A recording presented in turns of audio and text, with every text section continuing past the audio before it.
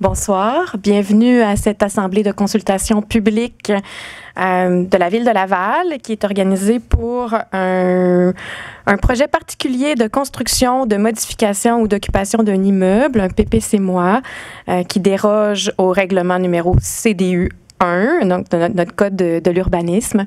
Alors ce soir, on vous présente le projet et ensuite vous aurez l'occasion de vous exprimer, là, à la fois en faveur du projet ou de poser des questions, d'émettre des commentaires. Vous pouvez le faire sur place. Là, ce soir, on a un public ou sinon par courriel. Donc, plus tard, à la fin là, de la présentation, l'adresse courriel pour émettre des commentaires sera partagée. Alors, moi, je m'appelle Christine Poirier. Je suis conseillère municipale dans Duvernay-Pontview et j'ai le plaisir là, de présider cette assemblée que je déclare ouverte. Et sans plus tarder, je vais céder la parole à nos professionnels de notre service de l'urbanisme qui vont vous présenter le projet en détail. Alors, nous avons avec nous M. Mathieu Roy, qui est urbaniste, chef de la division réglementation en urbanisme, et M. Jean-Pierre Meunier, qui est urbaniste responsable du dossier, qui va nous faire la présentation aujourd'hui. Alors, M. Meunier, la parole est à vous. Merci, Mme Poirier. Bienvenue à cette présentation. Donc, comme tel, le dossier, c'est le numéro PP-2024-8. C'est une demande de projet particulier de construction, de modification et d'occupation d'un immeuble. Là, pour alléger un peu, je vais utiliser l'acronyme qui est PPCMOI. Donc, cette demande concerne une propriété localisée à Laval-des-Rapides, juste un petit peu au nord du boulevard Cartier et à l'ouest du boulevard Laval. On le voit sur la carte là, avec le cercle. On voit de façon plus précise, c'est au 199 avenue Michaud, à l'intersection de la rue Montmorency. Comme tel, le secteur, c'est surtout de ce côté-ci de la rue Montmorency, c'est de l'habitation unifamiliale, soit isolée ou jumelée. Puis du côté nord, comme sur l'avenue Michaud, on a de l'habitation soit bifamiliale ou trifamiliale jumelée. On est en environnement, il y a un parc pas loin avec un terrain de jeu. On voit ici aussi une habitation à plusieurs étages, 5 étages, qui est une résidence privée pour aînés. Et on n'est pas loin, juste, on ne le voit pas, là, mais à droite de cette résidence, il y a une école ainsi qu'une bibliothèque. Donc, le zonage pour la propriété, la propriété se trouve dans la zone T3.3-5003 du plan de zonage du Code de l'urbanisme. On voit ici la propriété en question. Puis le projet, la demande, ça consiste à régulariser la présence des 6 logements qu'on retrouve. Sur les 6, il y en a 5 qui sont présents depuis plus de 40 ans, puis un autre logement qui existe depuis plus de 20 ans. On voit ici la façade principale sur l'avenue Michaud de la propriété. Donc, c'est une architecture maison unifamiliale. Et ça, ici, c'est l'autre façade sur la rue Montmorency. Donc, un résumé de l'analyse du projet. La superficie des logements varie entre 12 mètres carrés à 35 mètres carrés. Certains de ces logements-là, donc, sont petits, mais ça les rend ici plus abordables que des logements plus grands. Puis ça répond aussi à des besoins de personnes vivant seules. D'ailleurs, la localisation de la propriété favorise les déplacements à pied. On est à 15 minutes de marche de la station de métro de la Concorde, à 20 minutes de marche d'une épicerie qui se trouve sur le boulevard Cartier et à 3 minutes du boulevard Cartier sur lequel passent 2 lignes d'autobus de la Société de transport de Laval. Donc, cet emplacement, on voit, ça n'oblige pas la possession d'une voiture. D'ailleurs, le requérant propriétaire nous disait qu'il y a seulement 2 locataires qui possèdent une voiture. On n'a eu aucune plainte relevée concernant cette propriété. Et aussi, il y a 8 voisins qui ont signé une lettre d'appui là, en favorable à la demande de PPC-MOI du requérant. Au niveau de l'architecture, les 6 logements vont être rénovés afin d'être conformes au Code de construction du Québec 2010 dans le but d'assurer la sécurité des occupants. Aussi, le bâtiment va faire l'objet de travaux de rénovation extérieure. On va remplacer la porte d'entrée principale ainsi que la majorité des fenêtres. Puis ça va être les nouvelles fenêtres et la nouvelle porte vont être de couleur noire. Il va y avoir le retrait de la porte de garage qui va être remplacée par une porte d'accès noire. Puis là, les prochaines diapos, je vais vous montrer le résultat. puis aussi le remplacement du revêtement d'aluminium de la façade principale. Donc, on voit ici la situation actuelle et suite aux travaux de rénovation, donc on voit le revêtement ici au-dessus de la fenêtre ici et en bas. Ça va être remplacé par un autre revêtement d'aluminium de couleur plus sable. Les portes et les fenêtres vont être de couleur noire. Puis ça, c'est la façade qui fait face à la rue Montmorency. Donc, on voit ici, il y a une porte de garage. Et cette porte de garage est remplacée par une porte d'accès parce que, afin d'assurer la conformité des logements au Code de construction du Québec, il faut rajouter une issue. Donc, on condamne le garage qui, d'ailleurs, ne servait plus parce que là, il était transformé en salle de lavage. Donc, les principales dérogations, c'est qu'on est dans un type de milieu T3.3, puis le Code de l'urbanisme autorise un logement principal et un logement additionnel. Et là, dans ce cas-ci, la problématique, c'est qu'on se retrouve avec un bâtiment qui comporte 6 logements, ce qui n'est pas autorisé dans un type de milieu T3.3. Et l'autre dérogation, c'est qu'on retrouve 2 aires de stationnement de type allée privée, puis ce type d'aire de stationnement est autorisé pour les bâtiments, qui comportent au plus deux logements. Puis quand on parle d'aire d'allée de stationnement privé, c'est qu'on a un dessin ici dans le fond, c'est que soit qu'on peut mettre une voiture une derrière l'autre, une à côté de l'autre. Et la particularité, c'est que le Code de l'urbanisme permet avec les aires de stationnement de type allée privée, de rentrer en marche avant sur l'aire de stationnement et de pouvoir reculer dans la rue. Alors que dès qu'on a 3 logements et plus, le Code de l'urbanisme exige que l'entrée dans l'aire de stationnement se fasse en marche avant. Et lorsqu'on ressort, c'est aussi en marche avant. Donc, les manœuvres comme à 180 degrés doivent se faire sur l'aire de stationnement. Puis là, dans ce cas-ci, comme je le disais, c'est permis pour les habitations qui comportent au plus 2 logements. Là, on en a 6. Ça fait que ça serait désautorisé malgré le fait qu'il y en a 6 logements. Puis, elles sont déjà existantes, mais il y en a une d'elles qu'on n'est pas sûr qu'elle serait protégée par des droits acquis. Donc, on profite de la demande de PPCMOI pour régulariser la présence des 2 aires de stationnement de type allée privée, une dans la cour avant et l'autre dans la cour avant secondaire.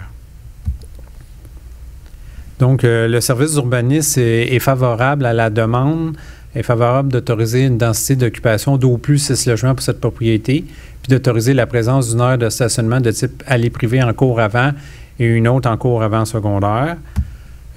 Pour les raisons suivantes, il y a 5 des 6 logements qui sont présents depuis au moins 40 ans, sans que ceux-ci aient entraîné de plainte du voisinage. Puis, ce type de logement répond à un besoin. Puis la situation de la crise du logement favorise aussi leur maintien. Là, la Ville se voyait mal de dire on élimine 4 logements alors qu'on sait très bien que là, la situation du logement, là, il y a une rareté au niveau des logements. Aussi, le projet respecte les critères du PPCMOI. Puis les 2 aires de stationnement de type allée privée sont existantes. Puis leur présence ne rend pas dérogatoire le pourcentage minimal de surface végétale qui est requis, là, soit 40 % en cour avant et en cour avant secondaire. Comme on a des conditions qui sont associées à la demande de PPCMOI, on veut que dans un délai maximal de 36 mois suivant la délivrance du permis de construction-amélioration, on va exiger la plantation d'un arbre feuillu à moyen ou grand déploiement en cour avant. Là, actuellement, il n'y a pas d'arbre.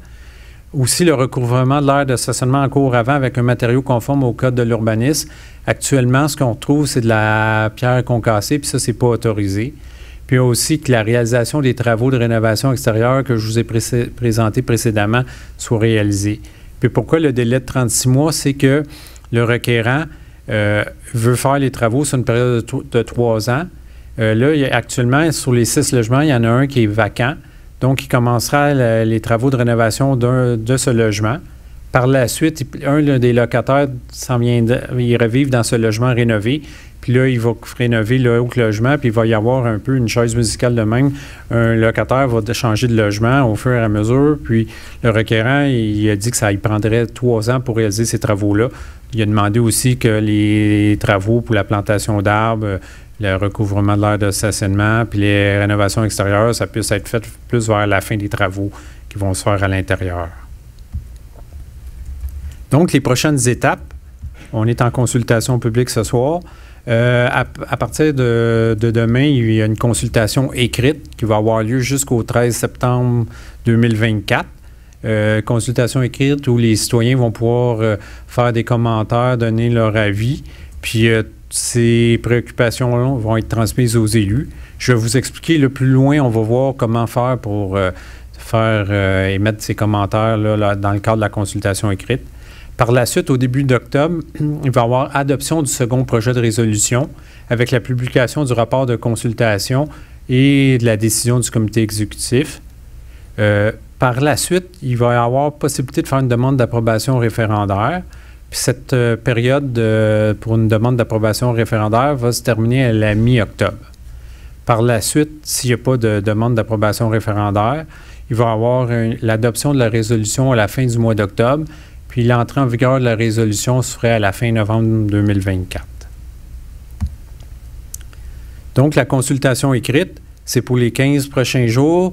L'enregistrement de la consultation virtuelle, donc la présentation de ce soir, ainsi que le projet de résolution vont être disponibles sur le site Internet de la Ville. Puis les gens vont pouvoir poser des questions, émettre des commentaires, donner des avis écrits à l'adresse qui apparaît ici, donc à assembléees.urbanisme@laval.ca. Pour y arriver, vous allez sur le site Internet de la Ville de Laval, à laval.ca, puis vous faites dans l'outil de recherche « Assemblée publique de consultation » et ça va être le premier résultat qui va apparaître. Ce qui est important quand vous faites vos commentaires, c'est de ne pas laisser d'informations confidentielles ou personnelles parce que ça devient public. En ce qui a trait à la demande d'approbation référendaire, il va être possible de déposer une demande d'approbation référendaire qui concerne le nombre de logements, soit d'autoriser un maximum de 6 logements pour la propriété. On ne peut pas faire une demande d'approbation référendaire en ce qui a trait à l'allée privée là, de stationnement. Ça se limite seulement au nombre de logements. Il y a 3 étapes au processus d'approbation référendaire. Il y a la demande de participation au référendum. Il va y avoir un petit peu plus de détails plus loin. Et la deuxième étape, c'est la tenue du registre. Et la troisième, c'est le scrutin référendaire. On voit ici, ça c'est le plan qui montre les personnes qui vont pouvoir déposer une demande d'approbation référendaire. Ça peut provenir d'une de ces zones-là. La zone foncée, c'est la zone concernée et les autres zones sont les zones contiguës. Et ça aussi, ça va être disponible sur le site Internet de la Ville. On va vous montrer plus tard comment y avoir accès. Donc, le détail de la procédure pour la demande d'approbation référendaire, il va falloir contacter le service du greffe à cet effet. Puis les coordonnées du service du greffe sont disponibles sur le site de la Ville de Laval à laval.ca. En allant dans l'onglet « Administration municipale », vous allez avoir les coordonnées du service du greffe. Puis aussi, toujours sur le site de laval.ca, vous allez pouvoir consulter le plan de la zone concernée et des zones contiguës qu'on vient de voir à l'onglet « Citoyens » et dans « Urbanisme et habitation ». Puis après ça, vous avez juste à aller où est-ce que la fiche l'indique, c'est l'Assemblée publique de consultation. Et vous allez pouvoir consulter la résolution, le plan, tout ça va être disponible à cet endroit. Donc voilà, ça fait le tour de la présentation. On serait rendu à la participation. Excellent. Merci beaucoup, M. Meunier, pour cette présentation. Alors, on a une charte de participation qui est là pour l'ensemble de nos assemblées. Demeurer ouvert à la diversité des points de vue, s'exprimer de façon respectueuse, claire et succincte. Donc, ce que je vois, c'est qu'on n'a personne en ligne pour le moment. Alors, on a les gens qui sont dans la salle qui pourraient s'exprimer. On va privilégier, s'il vous plaît, la recherche de l'intérêt collectif, puis mettre entre parenthèses l'intérêt individuel, politique ou partisan. Alors, si vous souhaitez, messieurs, dames, prendre la parole pour émettre des commentaires, c'est le moment. Je vous demanderai simplement de vous nommer puis de mentionner le lieu où vous habitez, si c'est le cas.